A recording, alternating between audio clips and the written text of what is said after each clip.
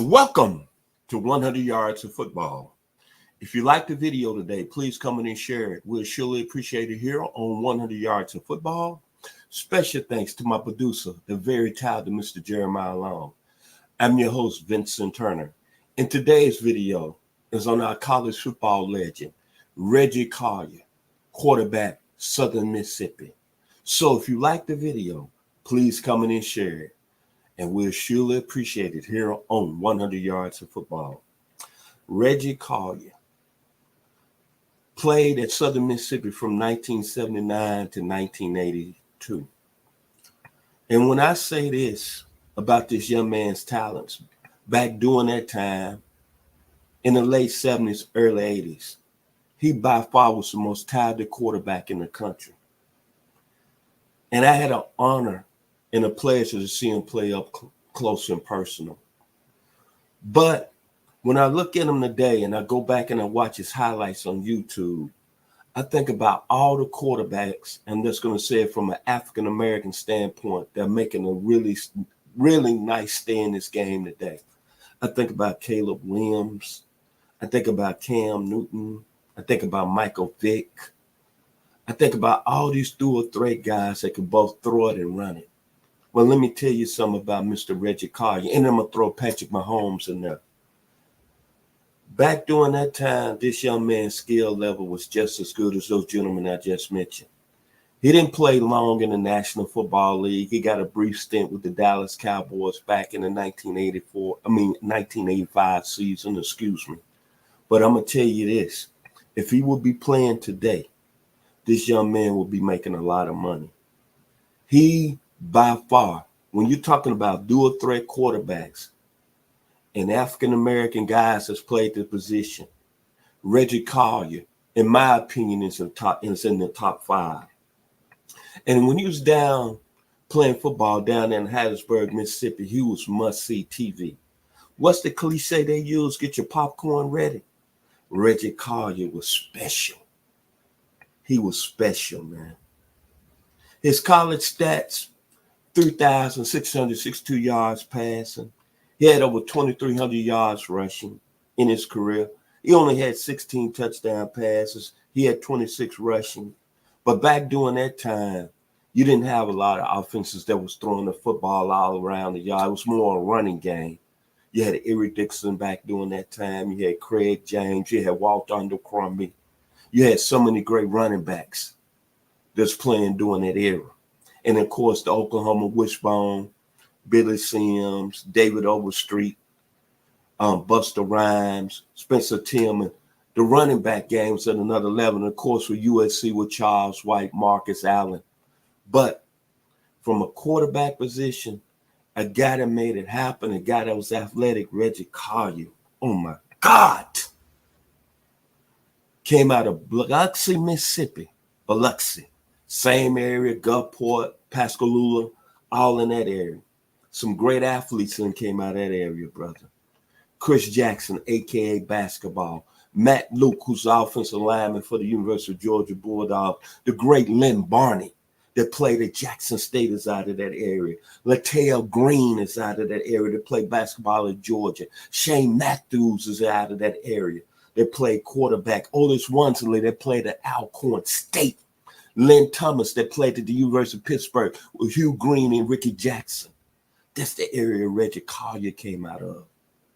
But I remember the first time that I really saw Reggie Collier play, and that skill set was something that I'd never seen at any quarterback at any level. If you want to think that I'm maybe putting on or I'm exaggerating, all you have to do is pull up Reggie Collier's highlights while he played at Southern Mississippi. And that skill set was at another level. Special A+. He could throw the long ball better than any quarterback in the country at that time, off the charts, A+. The legs, off the charts, A+. Unbelievable skill set, A+. Athletic as hell, A+. Competitive as hell, A+. Mobility, A+. And he played big and big games at Southern Mississippi, A+. Leadership as a quarterback, A+. And the talent level, I want you to understand this. If he was playing now, he would be scary as hell. But when I said he played big in big games, let me show you what I'm talking about. Didn't nobody really know about Southern Mississippi football back in the late 70s, early 80s. When he took over as a true sophomore, he led Southern Mississippi in his sophomore season to a 6-0 start. On October the 20th, check this out now. Listen to what I'm saying real closely. Southern Mississippi got their first ranking in the AP polls in school history on October the 21st, 1980, after they defeated Ole Miss and Mississippi State. His junior year, this is when he started to put Southern Mississippi football on the map. He became the first player in NCAA football history to rush over 1,000 yards and pass over 1,000 yards. But hold up now. When I say big-time player and big-time games, he led a Southern Mississippi team that tied Alabama in the 1981 season, 13-13 on their home field. An Alabama team that was very talented that year and ended up playing in the Liberty Bowl. Then he led the same University of Southern Mississippi team, and they beat Mississippi State that year. But what was most impressive, they went down to Tallahassee, and they beat Florida State, a very good Florida State team that year, 58-14 on national television on ABC. And then at the end of the year, Mr. Collier had over 186 yards rushing against the University of Texas at Arlington. When Southern Mississippi finished that season, they finished 9th in the country. And people across the country, see, I was a senior at the University of Arkansas in 1981. People across the country was following Clemson, who was rising with Homer Jordan. They was following Nebraska, they had Turner Gale. They was following USC, they had Marcus Allen. They was following Stanford from a quarterback position, John Elway. They were saying John Elway was the best quarterback in the country. No disrespect, but Reggie Collier was putting Southern Mississippi on the map. And they said, who is this Southern Mississippi and Reggie Collier? And just to tell you how special he was, those 2 victories that he had in 1980 over Mississippi and Mississippi State, think about the talent that was on that Mississippi club. John Forcade, Bruford McGee, Chris Cotton, Melvin Brown. Then on that 1980 Mississippi State team, they had Steve Johnson, Michael Haddox, Ken Hall, Glenn Young. And then in 1981, when he led back-to-back wins this following year in Southern Mississippi's best year when they ended up number 9 in the country, they beat Mississippi State again. And that Mississippi State team had Johnny Cooks, who was a first-round draft choice of the Indianapolis Colts. Michael Haddox that came back. They had a quarterback by the name of John Bond out of Valdosta, Georgia. Then they beat that Florida State team, as I just mentioned, in 1981, 58-14. And that Florida State team had Rick Stockstill, Jesse Hester, Dennis McKinney, Harvey Clayton, Ricky Williams, Greg Allen. And I remember watching that game because it was a regional game and it was on national television throughout the South. And they stuck a microphone in Bobby Bowden, who at the time, the great Bobby Bowden, the head coach of Florida State. And he stuck a microphone in his face, and he said, and a reporter asked Bobby Bowden, what happened? He said, you just saw what happened.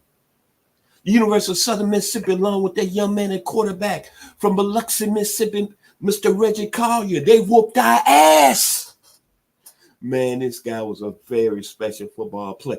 And then that tie that he led on that last drive, that 13-13 tie against the University of Alabama at Legion Field. The Alabama team had Walter Lewis, Warren Lyles, Thomas Boyd, Mike Pitts, Joe Carter, Jody Jones, Jim Bob Harris, and Tommy Wilcox. In that 81 season, he led Southern Mississippi on a 67-yard drive to a game time field goal. And then in his senior year, Southern Mississippi went 7-4 that year. His final year as a quarterback of the Golden Eagles. But he will go down in history as a guy that stopped that 57-game winning streak in Tuscaloosa, Alabama against the University of Alabama. Reggie Collier was responsible for that, and Southern Mississippi beat Alabama 38-29 that day. And they stopped the University of Alabama's 57-game home winning streak. Don't too many people go into, I'm going to say this, the Tuscaloosa, Alabama back in the day and beat the Alabama team 38-29. Reggie Collier was behind that. And that was an Alabama team that was highly ranked coming into the 1982 season. They had Walter Lewis under the center, and they had a very talented running back by the name of Ricky Moore. It's been a lot of football players that's came through college football that's played at another level, and it's been very good. Well, Reggie Collier came through college football, and he's one of the top 3 football players I ever seen play the quarterback position. The guy had it all. And as I just mentioned in the skill set segment, his talent was unbelievable. If he was playing today, there's be no question about it, he'll be a top 5 pick. It's just so unfortunate. The game was different, if you know what I mean, at the time. This gentleman was 6'3", 220 pounds. And when you go back and watch him, just go back to that. If you don't do nothing else, go pull up Reggie Collier, YouTube highlights, his play at Southern Mississippi, and it's about a 15-minute highlight reel. And I guarantee you, you're going to say, wow. You're going to come up out of your seats. You're going to want to probably go get you a shot of alcohol because his skill level was just as good as Cam Newton, just as good as what Caleb Williams doing today, just as good as what Patrick Mahomes is doing, 3-time Super Bowl champion. Reggie Collier was in that realm of all those great players. If you like the video today, please comment and share. We'll surely appreciate it here at 100 Yards of Football. Special thanks to my producer today, Mr. Jeremiah Long, for making it happen. My final words about Reggie Collier is back during the time I was at the University of Arkansas, and I love music. There was a band that I loved out of Dayton, Ohio. Lead singer Mark Wood. The band was Lakeside. Reggie Collier was all the way live. Y'all be blessed today here on 100 Yards of Football. Thank you.